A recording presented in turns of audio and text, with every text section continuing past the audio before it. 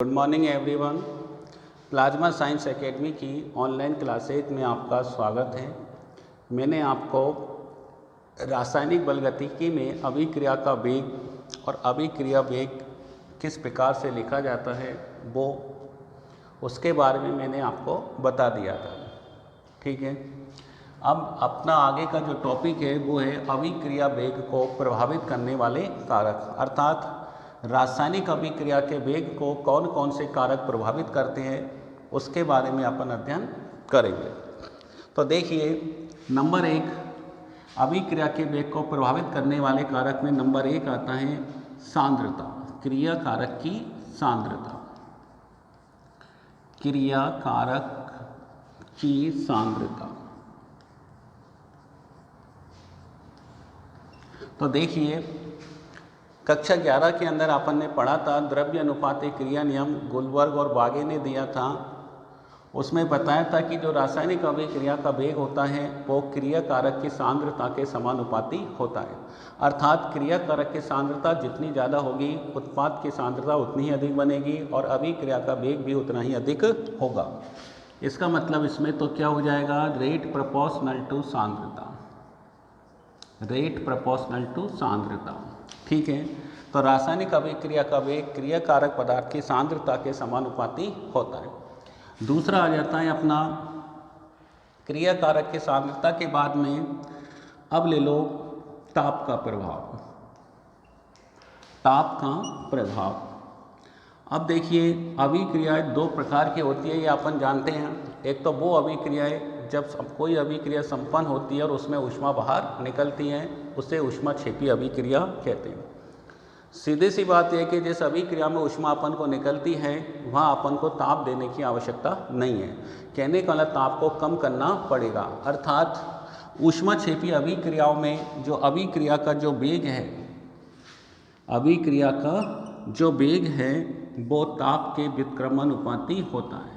ये कौन सी अभिक्रिया के लिए है? ऊष्माक्षेपी अभिक्रिया के लिए। किसके लिए? ऊष्माक्षेपी अभिक्रिया के लिए। ठीक है, दूसरा आता है अपना रेट प्रोपोर्शनल टू टी।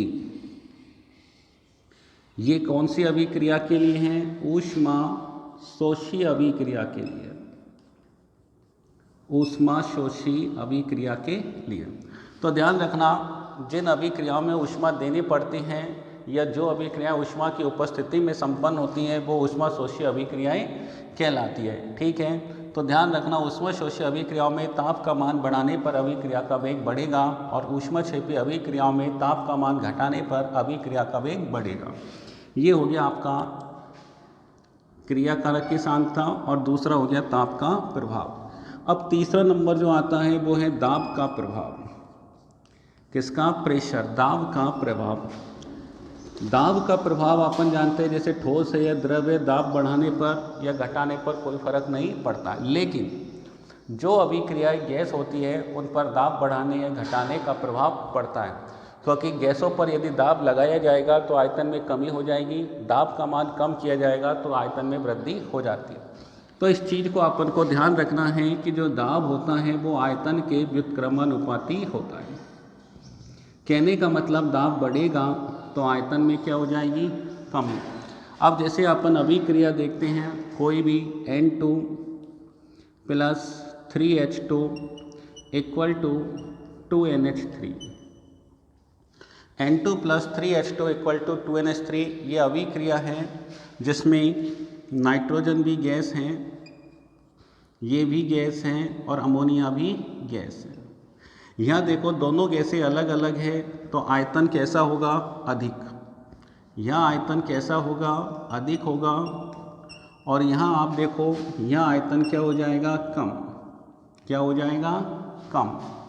ठीक है, तो ध्यान रखना अपन यूँ किधर चल रहे हैं, अपन इधर चल रहे हैं, क्रिया कारक से उत्पाद की ओर चल रहे हैं और तभी अभिक्रिया का वेग किस पर निर्भर करेगा? क्रिया कारक पर निर्भर करेगा।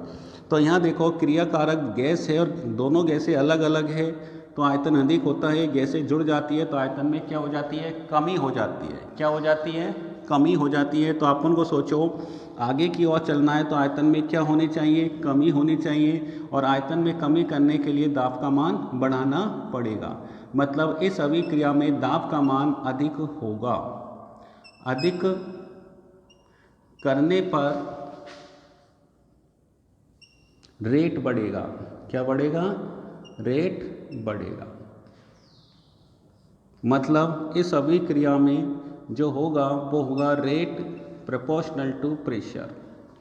क्या होगा? Rate proportional to pressure. ठीक है।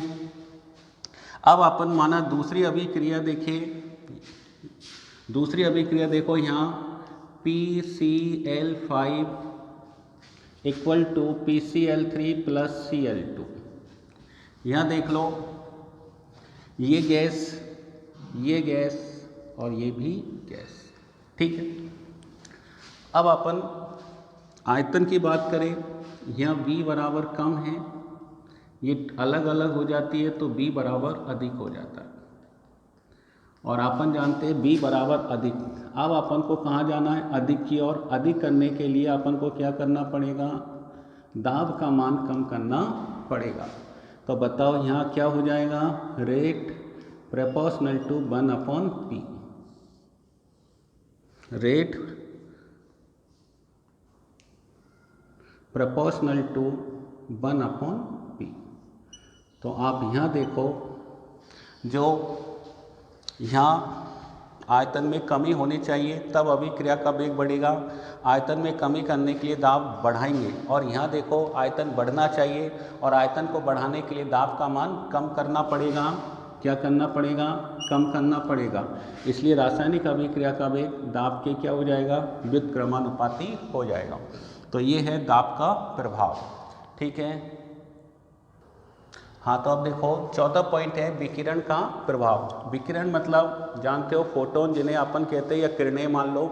तो कई सारी अभिक्रियाएं ऐसी होती है वो विकिरण की उपस्थिति में या प्रकाश की उपस्थिति में या अल्ट्रावायलेट की उपस्थिति में संपन्न होती है। जैसे मैं लिखता हूँ अभिक्रिया H2 plus Cl2 equal to 2HCl, ये प्रकाश की उपस्थिति में संपन्न होती है। ठीक है। और देखो 6CO2 plus 6H2O equal to C6H12O6 plus 6O2, ये प्रकाश की उपस्थिति में। और क्लोरोफिल,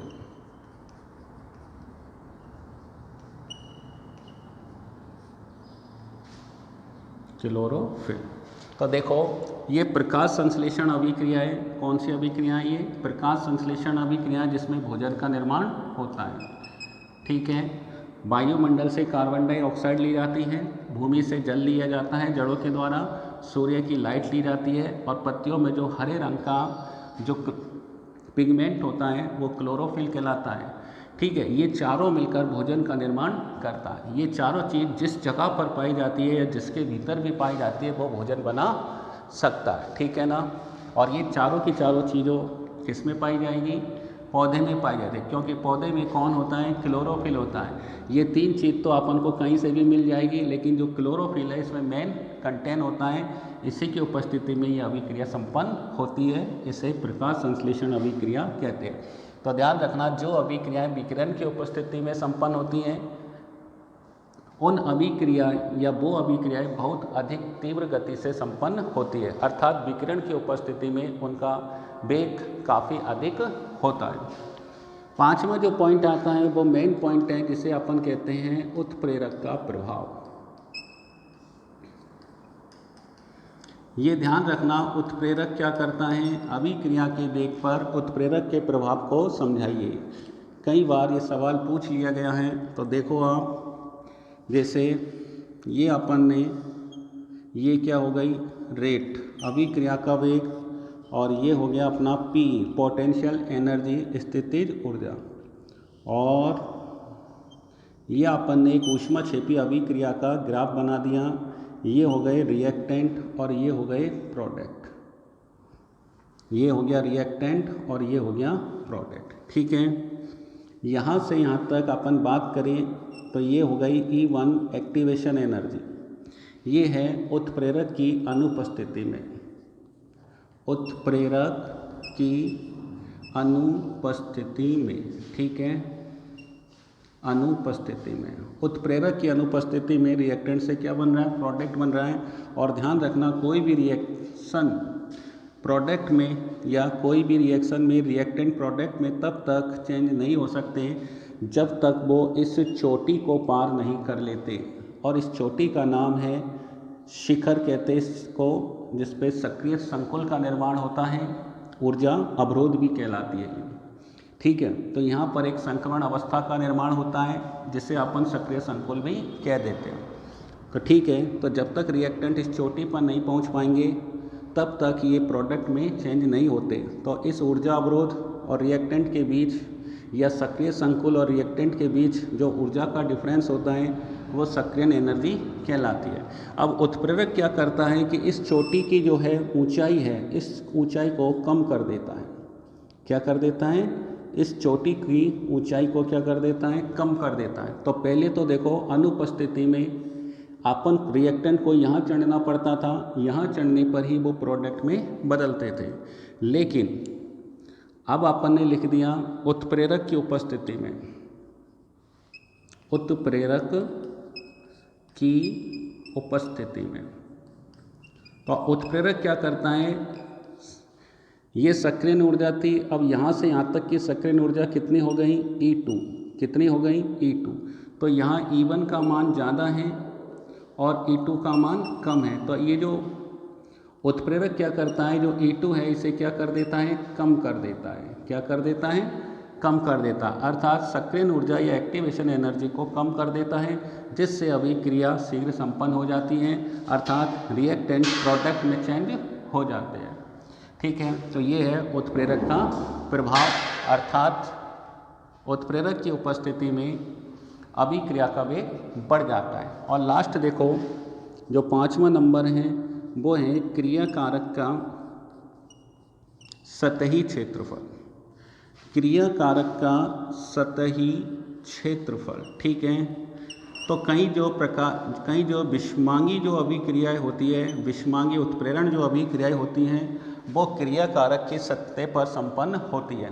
इसलिए क्रिया कारक पदार्थ का सतही क्षेत्रफल जितना अधिक होता है अभिक्रिया उतनी आसानी से संपन्न हो जाती है, अभिक्रिया उतनी शीघ्रता से संपन्न हो जाती है, अर्थात अभिक्रिया का वेग भी उतना ही अधिक हो जाता है। कहने का मतलब ये प्रोपोर्शनल टू रेट हो जाएगा। तो क्रिया कारक पदार्थ का सतही क्षेत्रफल जितना अधिक होगा अभिक्रिया की रेट उतनी ही अधिक होगी। ये हो गए अपने अभिक्रिया के वेग को प्रभावित करने वाले कारक। अब आता है अपना नया टॉपिक वेग स्थिरांक।